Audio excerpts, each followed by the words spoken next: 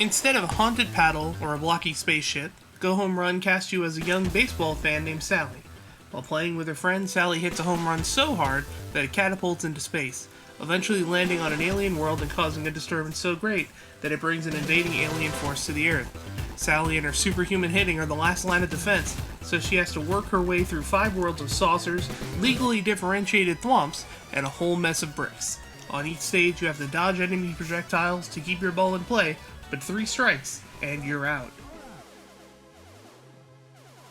What initially drew me into this game was its amazing arcade presentation. From the developer logos to the blown-out announcer to the catchy tunes, Aliens Go Home Run feels like a lost Neo Geo classic that I just rediscovered for the first time. Power-ups like extra chances, a bubble shield, and temporary multi-ball are dropped as you chip away at the playfield, adding a small layer of strategy to early stages and a necessary lifeline later on.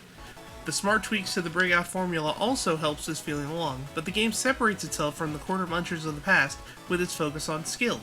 Playing Go Home Run feels just as much like playing a shoot-'em-up as it does a traditional Brick Breaker, and this is also where some of the game's faults lie. Simply put, Go Home Run strikes a good difficulty too early in its progression, and then ramps it up from there. By the end of the second world, you're fighting off slimes that hold you in place and a screen full of enemy fire, all while the once plentiful power-ups stop dropping at a consistent rate. Everything strikes you all at once, and the game goes from a pleasant and challenging ride to a frustrating hardcore grind.